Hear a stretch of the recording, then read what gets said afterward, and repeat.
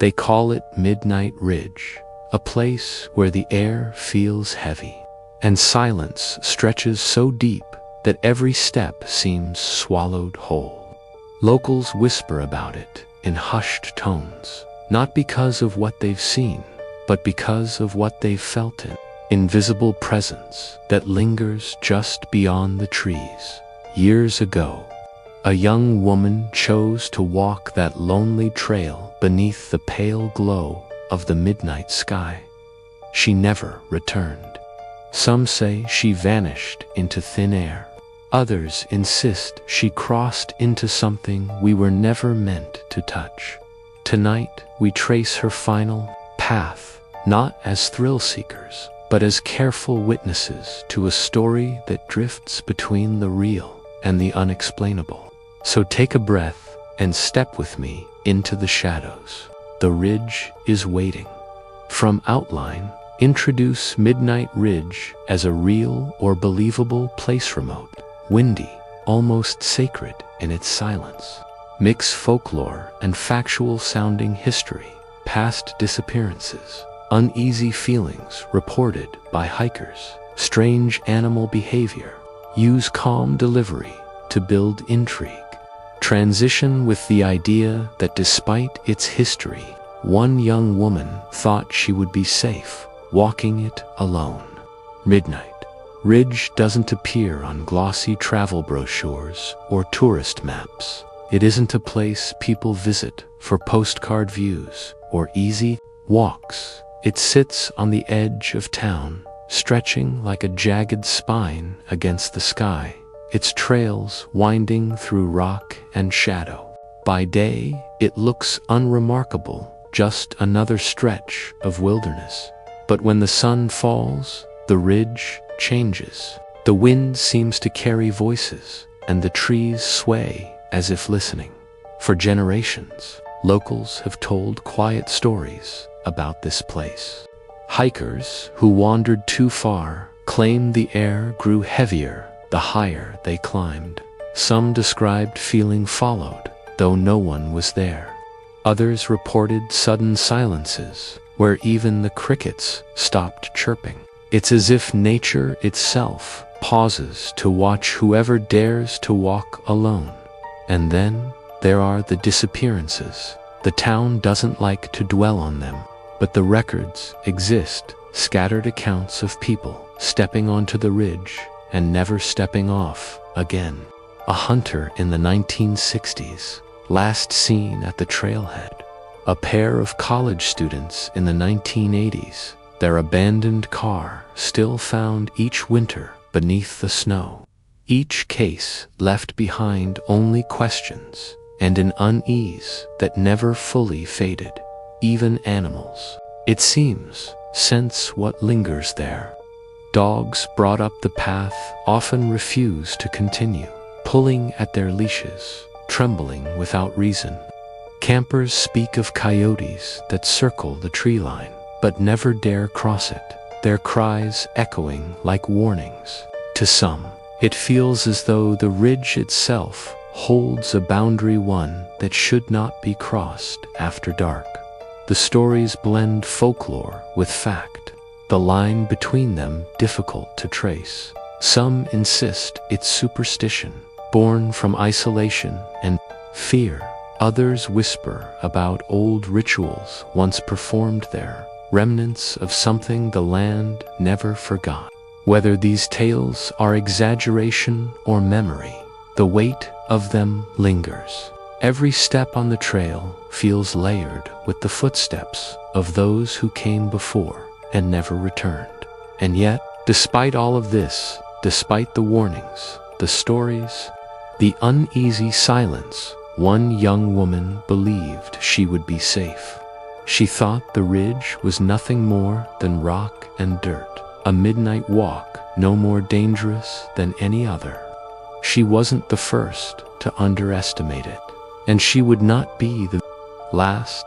The evening she disappeared began like so many others, quiet, almost uneventful. She had dinner with a friend earlier that night, laughing about mundane things. a coworker's clumsy mistake, a new song she couldn't stop playing on repeat. Her phone records show a few cheerful texts afterward. One of them, a simple promise, "I'll call you tomorrow." Nothing in those final conversations hinted at what was to come. She dressed simply for the walk-a-light jacket against the chill, sneakers worn from use, and her favorite scarf wrapped loosely around her neck. To those who knew her, she wasn't the type to chase danger. Midnight Ridge wasn't an adventure for her.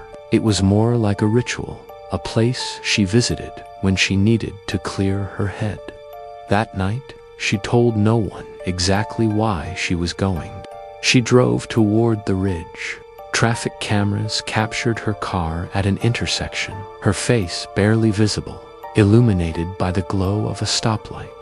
Just an ordinary woman heading out on an ordinary drive. But when she parked near the trailhead, the atmosphere shifted. Witnesses later recalled seeing an unfamiliar vehicle idling nearby, its headlights off. No one could ever confirm who was inside. The air that night was unseasonably still.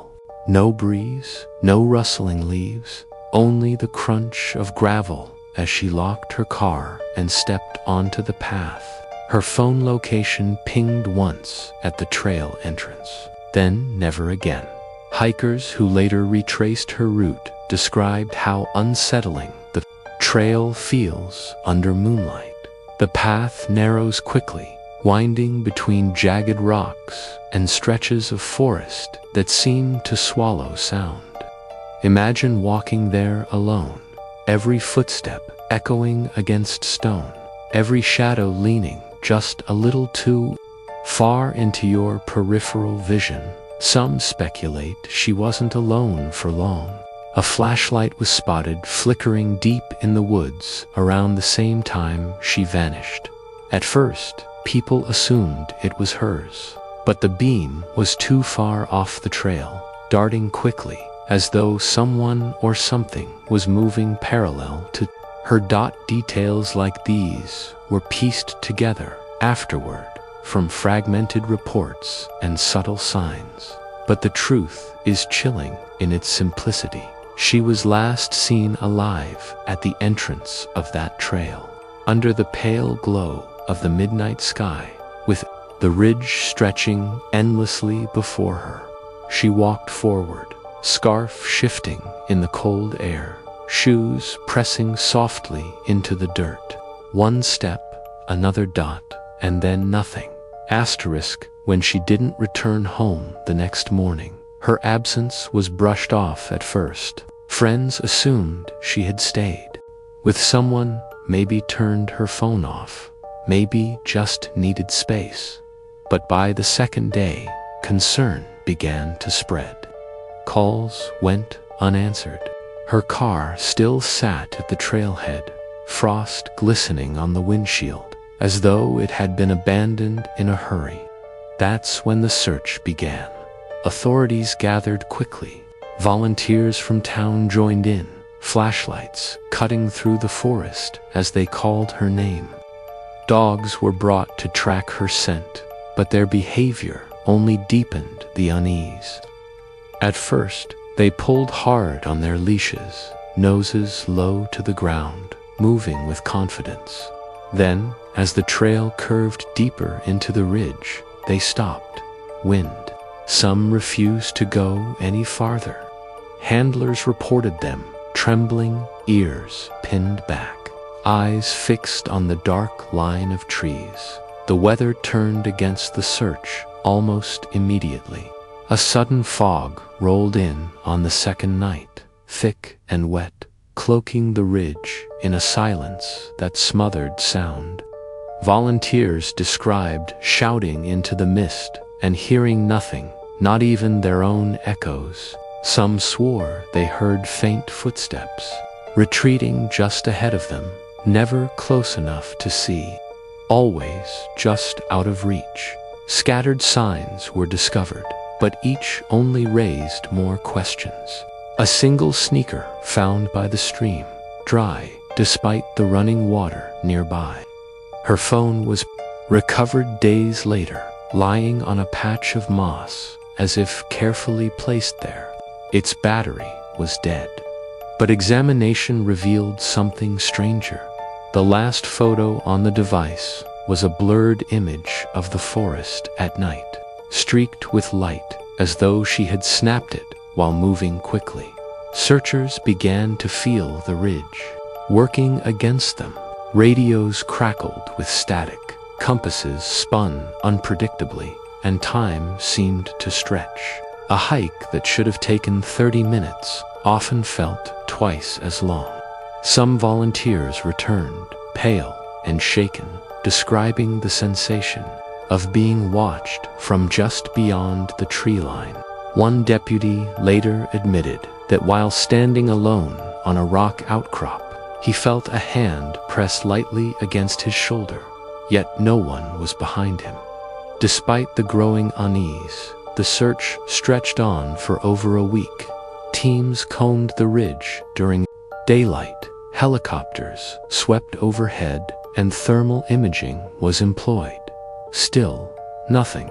No tracks, no clothing beyond that lone shoe, no sign of struggle. It was as if she had stepped off the path and dissolved into the landscape. The frustration grew unbearable for her family and friends. The trailhead became a gathering point for candles, photographs, and desperate prayers. Each night, the ridge loomed silently above them, giving nothing back. And when the search was finally scaled down, an unspoken truth settled over the town. Midnight Ridge was not letting her go.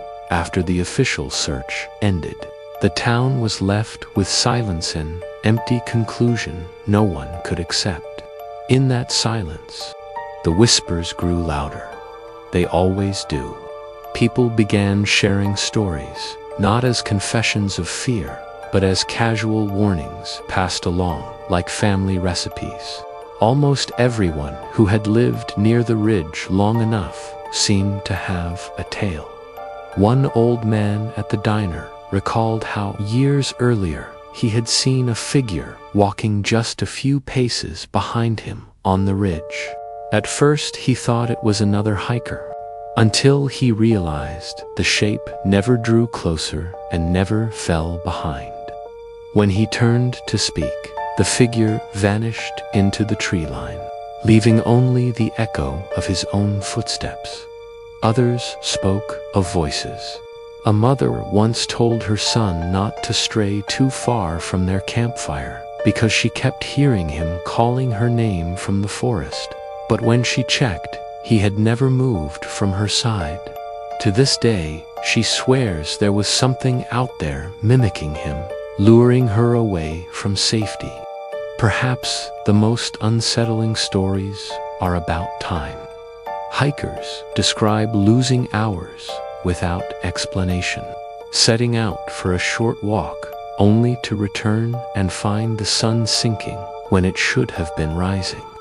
They speak of feeling drained, their memories hazy, as if the ridge swallowed their sense of reality and returned it only partially intact.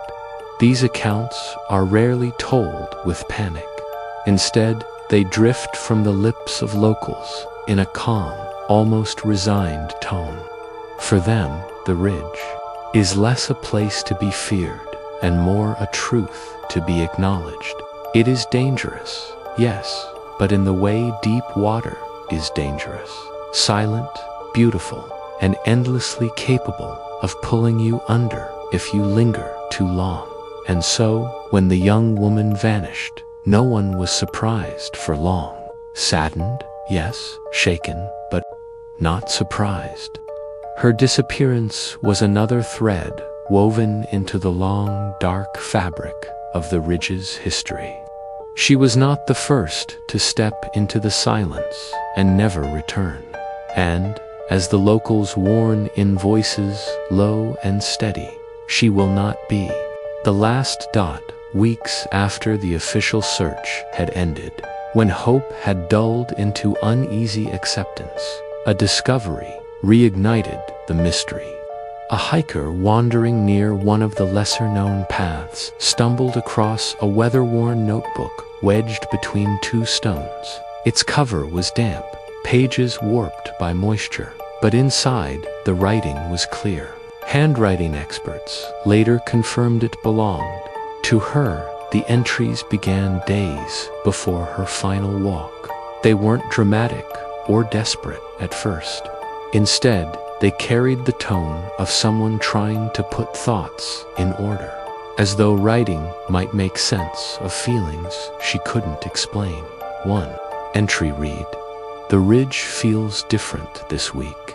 I've walked it before, but lately it's like it notices me. I keep catching myself looking over my shoulder, expecting to see someone, but there's never anyone there."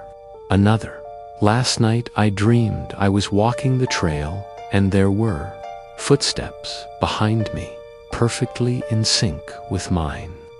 When I stopped, they stopped. When I ran, they ran. I woke up with my heart racing. But what unsettled me most is that when I opened my eyes, I thought I heard breathing in the room." The tone of her writing shifted as the days passed. Curiosity gave way to unease. Unease hardened into dread. She described losing track of time on the ridge, moments when she would walk for what felt like hours, only to realize the sun hadn't moved. "I don't think I'm alone up there," one entry confessed. "I don't think I ever was." Some skeptics argue the notebook could be nothing more than the product of stress.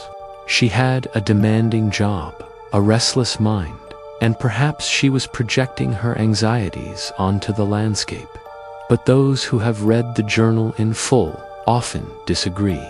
There is something raw about the words, a building panic that feels too pointed, too consistent, to dismiss as imagination. The final entries are the hardest to read. Her handwriting grows shakier, ink smudged, as though written in haste. "I hear it at night now, even when I'm home. Something pacing in the hall, stopping outside my door. I check, but nothing's there. The ridge is following me."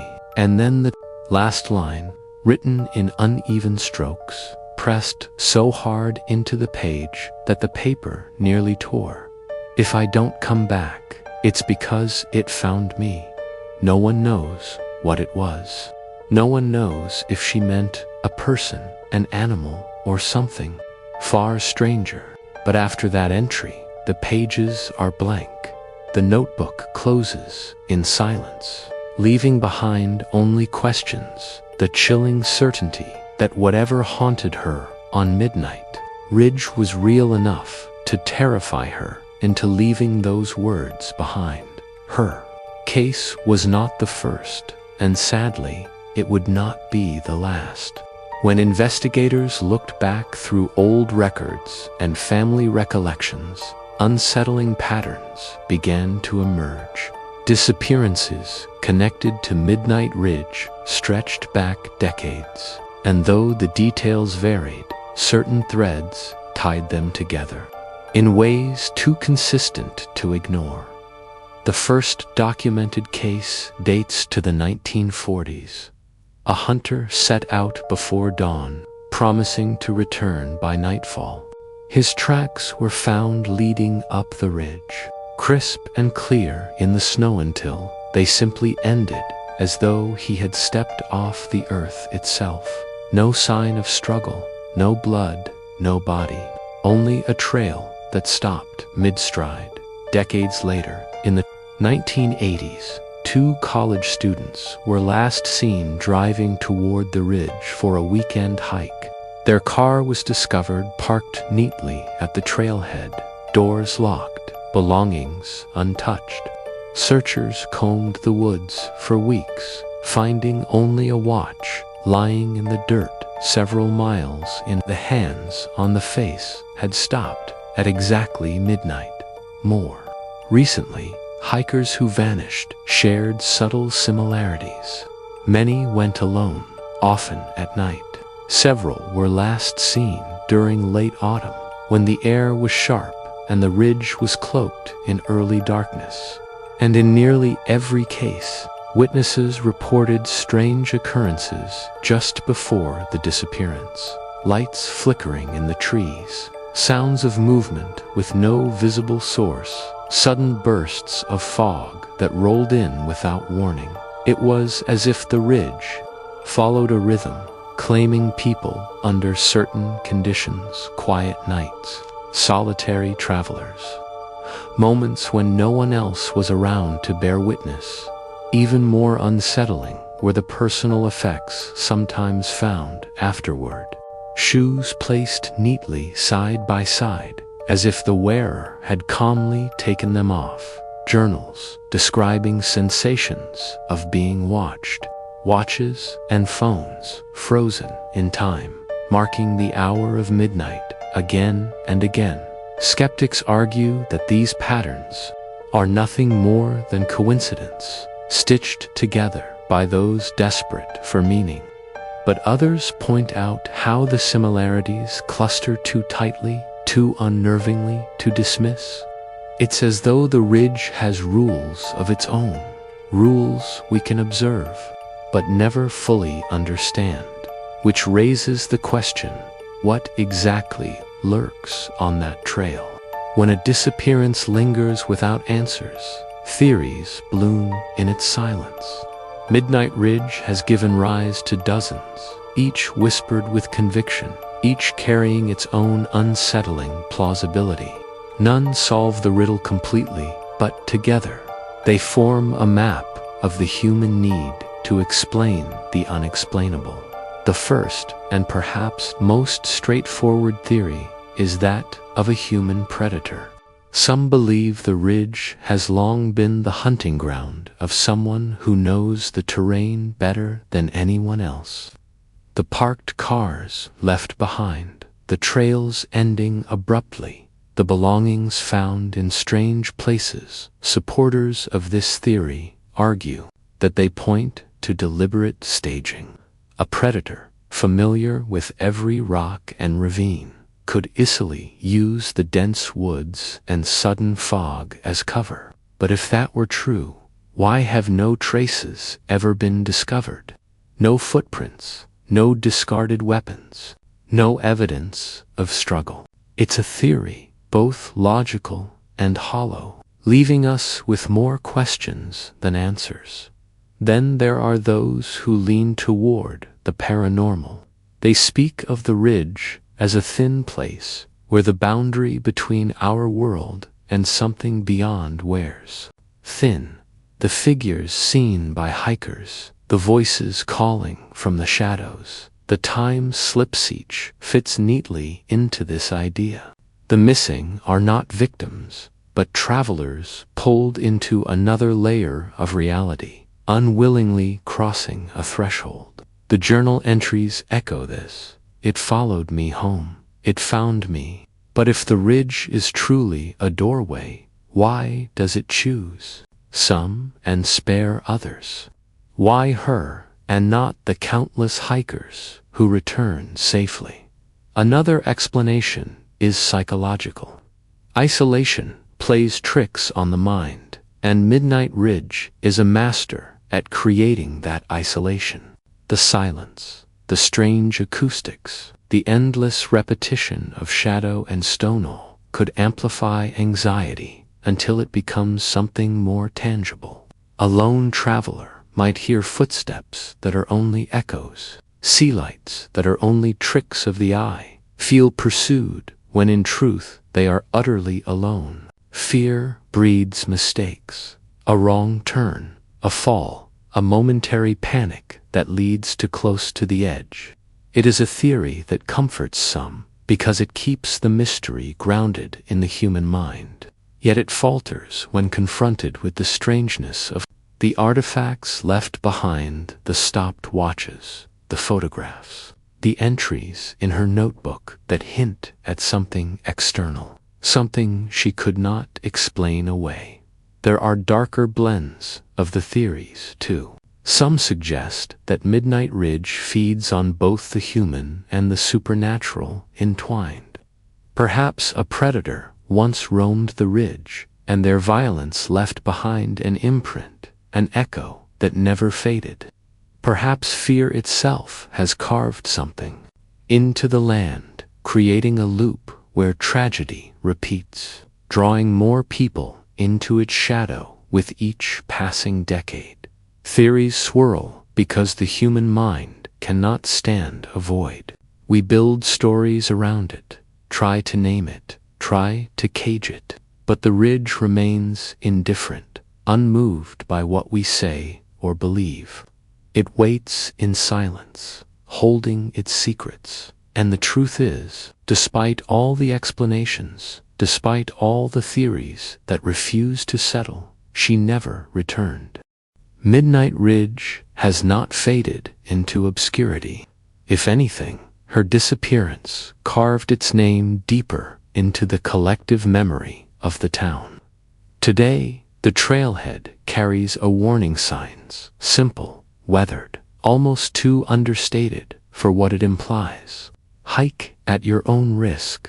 Some visitors treat it as nothing more than legal caution, but those who live nearby know it as something heavier, a reminder. Locals still avoid the ridge after dark, ask around quietly, and most will admit they haven't set foot there in years. A few will go during daylight, but they don't linger. They describe a pressure in the air, as though the silence thickens the farther you climb. Even seasoned hikers speak of unease, of glancing over their shoulders and finding nothing, only to feel certain someone will be there the next time they look. The stories haven't stopped either.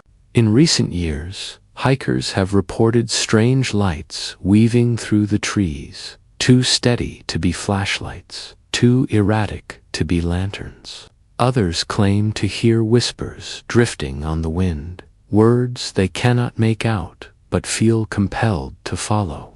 Cell phones often lose signal in the exact same spots, as though the ridge breathes interference into the air itself. And every so often, another disappearance surfaces in conversation. Not always official, not always reported to authorities, but mentioned in the margins of local talk. A traveler who never came back for their car. A camper who packed up without taking their gear. A lone hiker whose footprints circled endlessly before vanishing in soft soil. Nothing proven, but enough to remind everyone that the ridge has not gone silent. For the families of those who vanished, the place remains a wound that doesn't close. Flowers and candles appear near the trailhead, each year placed quietly, without fanfare. People still pause there at dusk, staring up at the outline of the ridge, as though hoping for a sign or fearing one. Time has passed, but the weight of unanswered questions still clings to the landscape. Midnight Ridge is not simply a trailet, is a scar carved into both the earth and the community. And, like all scars, it endures, reminding everyone who sees it that some mysteries are never solved, only carried. When we speak of her, we're not only speaking of one young woman who vanished on a quiet night, we're speaking of every story the ridge has consumed, every unanswered question left to echo in the silence. Her name may fade from headlines, but the weight of her absence lingers in every whispered warning, every uneasy glance toward the trailhead.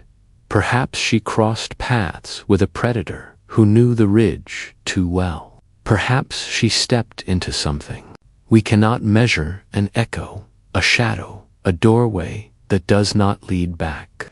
Or perhaps the truth is simpler and crueler, that loneliness and fear conspired against her, and the ridge claimed her as it has claimed so many before.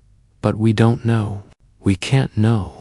And maybe that is the sharpest cut of all, that she walked forward into the night, and her story ended where the trail began. So the ridge waits, silent and patient. It does not explain. It does not apologize. It simply exists, watching, listening, drawing those who think they are safe until they, too, step beyond its threshold. And so the ridge remains, waiting for the next traveler who dares walk it alone at midnight.